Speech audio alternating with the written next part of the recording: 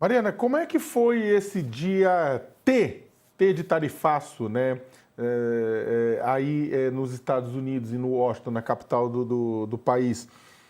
O tarifaço era, na verdade, para chegar ao decreto agora no dia 1º de agosto, junto com o resto do mundo. Eles acabaram antecipando em 2 dias. Como é que foram os bastidores, como que você acompanhou? Pois é, Sakamoto. A gente vinha ouvindo sobre a possibilidade desse dia que entregaria aí um pacote de medidas contra o Brasil já desde a semana passada. Na verdade, desde a semana passada, as fontes diziam que o dia seria ontem. E a gente vinha acompanhando e tirando a temperatura disso. E o que a gente viu ontem aqui foi basicamente que o Washington se converteu no palco da disputa da política nacional brasileira, né? Porque, de um lado, a gente viu as enormes pressões dos bolsonaristas se concretizando em sanções Magnitsky, que eles fizeram aí ao Alexandre de Moraes, né? Eles fizeram campanhas por meses, desde dezembro do ano passado, eu estava acompanhando o comentarista político Paulo Figueiredo no Congresso aqui, ele já pedindo sanções Magnitsky contra o Alexandre de Moraes. Então, veja, é um período de tempo de mais de 6 meses aí de campanha que a gente está falando, né? Além disso, também o tarifaço, isso não era o pedido original do deputado federal Eduardo Bolsonaro ou mesmo do Paulo Figueiredo, mas não estava excluído da lista, né? A ideia deles é obter o máximo de punição possível ao Brasil para forçar o país a aprovar algum tipo de anistia ao Bolsonaro e aos seus apoiadores. A gente lembra que o Bolsonaro é réu num processo por tentativa de abolição violenta do Estado Democrático de Direito, entre outros crimes que ele nega, e esse processo judicial tem aparecido em todas as manifestações do Trump, seja em relação à questão da Magnitsky, seja em relação ao tarifaço. Isso volta a aparecer o termo caça às bruxas, a ideia de uma perseguição política, quer dizer, o discurso feito pelos bolsonaristas radicados aqui nos Estados Unidos está ecoando abertamente no discurso do presidente americano. Inclusive, ontem, num comunicado da Casa Branca, o comentarista político Paulo Figueiredo era citado nominalmente. No site da Casa Branca, no texto de justificativa do tarifaço ao Brasil.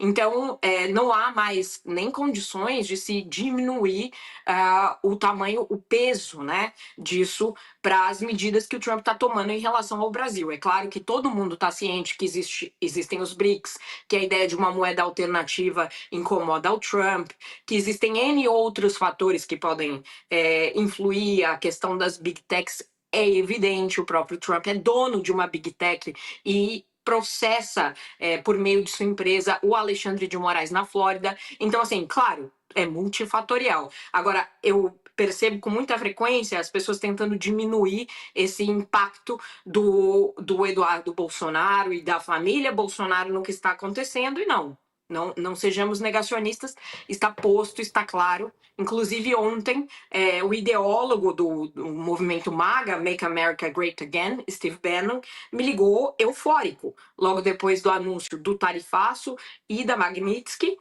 porque ele via uma vitória gigantesca. Ele disse, por exemplo, que a Magnitsky representava o martelo que esmagou Lúcifer, se referindo ao Alexandre de Moraes, e que ele acreditava que o Brasil agora, enfim, sentiria o tamanho da pressão da articulação que eles fizeram.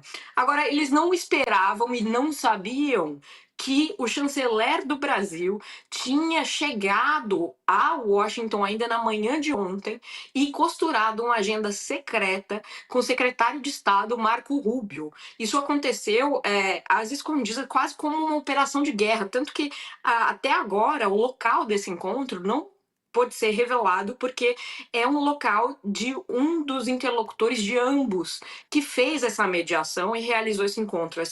Essa reunião não estava na agenda do Marco Rubio, foi feita de maneira bem discreta, estava marcada para 1h15 da tarde aqui no horário local, acabou acontecendo entre 1h30 e 2 da tarde, quer dizer, logo depois do anúncio da Magnitsky, mas um pouco antes que a gente tivesse aí a ordem executiva assinada pelo Trump e sobre o tarifaço do Brasil, né?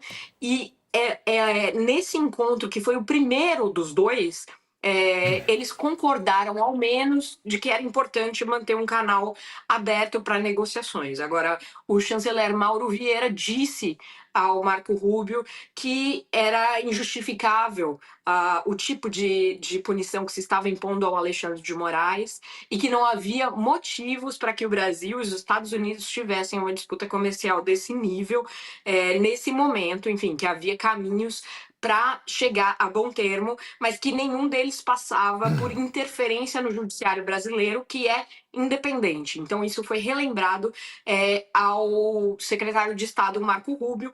Como você bem citava, a lista de isenções ao tarifaço é enorme, e isso se deve, como o Josias bem apontou, muito ao PIB americano. A gente sabe, por exemplo, que as petroleiras elas se movimentaram muito nas últimas semanas para conseguir que a Casa Branca aliviasse o petróleo cru. Hoje o produto mais importado do Brasil pelos Estados Unidos. Então não é pouca coisa. Agora, essa lista é mutável e uma fonte do Departamento de Estado me disse que ela pode ser usada como uma espécie de torniquete para aumentar ou diminuir a pressão no Brasil, conforme o país se comporte melhor ou pior aos olhos de Washington, viu, Sakamoto?